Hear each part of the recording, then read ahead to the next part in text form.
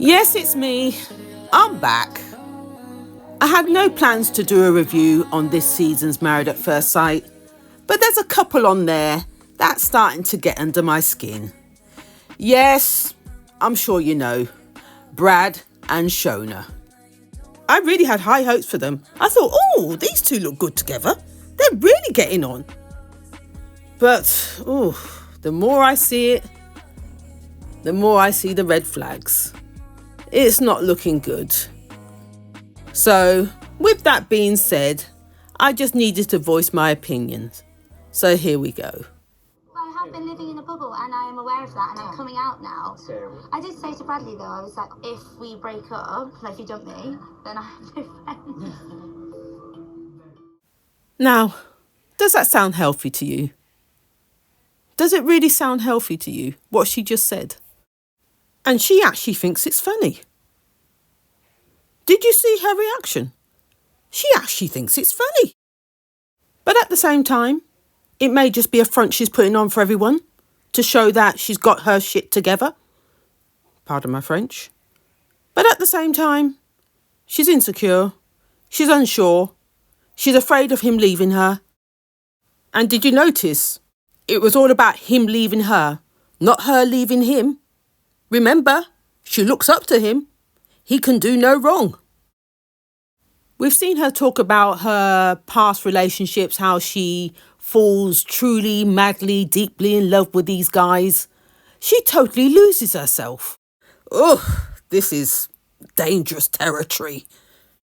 I'm actually worried for this young lady. We also saw Peggy trying to give her some advice because she's been there. She was obsessed with a guy, infatuated, the whole 9 yards. Did she look like she was even listening? I'm not too sure she was. I think she felt a little ganged upon at that point. Even though Peggy was making some real pointers here, she's been there, done that, worn a t-shirt. And she was trying to show her the pitfalls of what could happen. But I feel that if this was done one-to-one, she may have taken it on board slightly differently. In this scenario, I don't think it was the best place. I think the girls are just like, don't just get in this love bubble with Brad, but mine and Brad's relationship is our relationship. It's not anyone else's. I'm sure that we all know a Shona or have known a Shona in our friendship group throughout the years. I can name somebody I know exactly like her. And sometimes you have to separate yourself from that type of friendship, because it doesn't matter how much you tell them and try to advise them, it just goes straight over their head. You're better off just taking a back seat, letting them learn their lesson. And when they come to you, just don't say, I told you so. There was a point where Shona and the rest of the ladies were talking about doing a girls' night out. And before you know it, she saw Brad and went scouring over to Brad, never to be seen again. Yeah, that's the move she made. And just by watching that move there, she's also the type of girl, if you were to plan a night out with you and your girls, she would at the last moment turn around and say that she can't make it, or she won't turn up, or something of that nature. And we all know why. Because she's besotted. She's in love. She's in lust. Yeah, she's that girl. This is how we feel, like I genuinely am obsessed with him. And the fact that she can sit there with a straight face and use the words, I am obsessed with him. Oof! All of a sudden, certain films are coming in my head. Fatal Attraction, whatever else out there, about obsession. Oh my goodness. No. We are treading on dangerous ground here. But she's going to learn. The hard way. I genuinely think Bradley wears the trousers with us. I like it. You like it that way, don't you? Yeah, I like dominance. As she just said, she likes a man to wear the trousers. There's nothing wrong with that. No, that's her opinion. There's nothing wrong with that. But when he starts talking about dominance, I'm thinking dominance as in the bedroom. Now, the word domineering is where we skate on dangerous ice here. Differentiating the two is what she needs to do.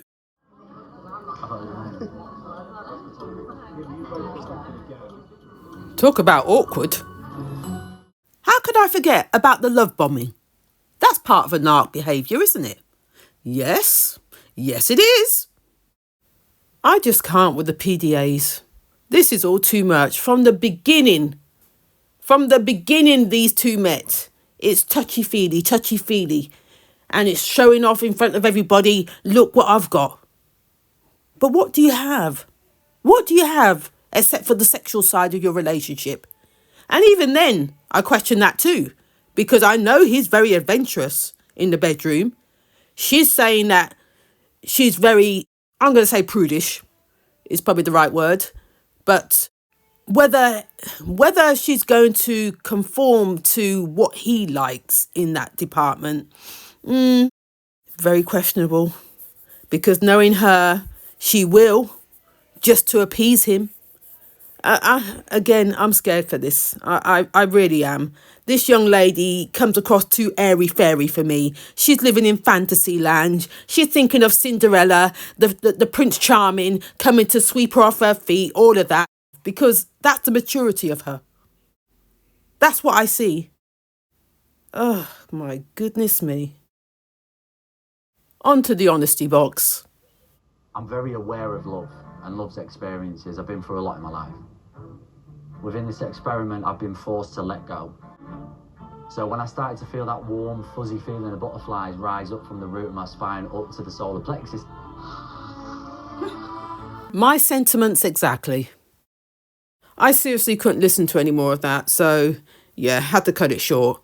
I'm bored, they're bored, the whole table's bored. Yeah. But of course, Shona was loving it, as you can see from her expression. That sounded so scripted. It wasn't really aimed at my girl. What's her name again? Shona. It was for the table. It's hard to be in that situation. I love Bradley, and that is it. But we all know it didn't end there. Because what happened next was, what's his name? Luke and Jay with the honesty box. They had to rate the couples from the favourite and the least favourite. Yeah, that didn't go down too well. They came somewhere, I think 5th or 6th, somewhere around there, after, what's his name? Oh God, what's his name? Thomas and Roz. They came behind Thomas and Roz.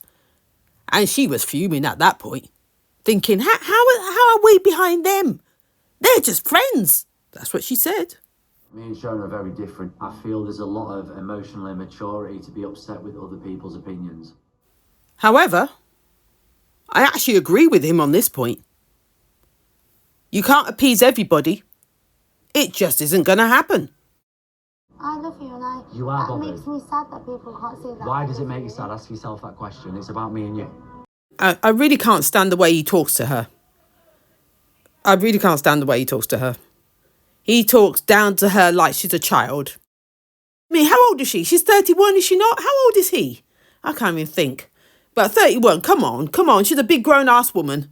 And the way he talks down to her, I just don't agree with. I can't. This is not right. And from the time he's already doing this, and they're only, a week or 2 into their relationship, I hate to think where this would go 6 months down the line, because this is some narc behaviour. We need to be careful of this, because he's already showing traits of that. The manipulation, where he gets her to think like him and agree with him, yeah, manipulation. Then we have the pushing of boundaries, where he's going to the rest of the group talking about their sex life. Yeah, boundaries. And let's not forget the need for control. Yeah, let's not forget that. And also, lack of empathy. Such as when she gets emotional or something's on her mind and she can't seem to shrug it off like right now. He just doesn't show any empathy. Oh, my goodness me. I'm sure there's more. But those are the 4 that I can think of off the top of my head already. And it's a slippery slope from this point. And how can I forget the isolation? Not that he's doing it at the moment. She's doing it for herself. She is isolating herself from the rest of the ladies. Yeah, the isolation, because that's a slippery slope too. I'm drawing the line there. I want people to look at it as a... Why? I wish he'd stop doing that. You're asking her a question. Give her a chance to answer. That's just bullying. You're frigging bullying her now. Stop it. I think I'm getting to that point with Brad now where I'm not holding back. Don't have an emotional attachment to somebody else. You need to let it go. You're gonna leave me. Sure. Who do you think you're talking to? Oh, hell no. No, that could never be me. Oh, no, that could never be me. Oh, wow.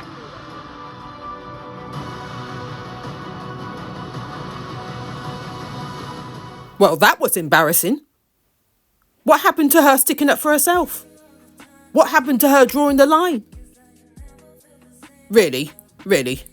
Can you see it happening? Really? Him telling her to shut up? This poor girl was in a state of shock. She didn't know what to say. And to have the whole table witnessing this, she wished that the ground would open up and swallow her. On that note, this is where I'll leave it. You may just see me come back to do 1 or 2 further reviews during this series, if I can spare the time.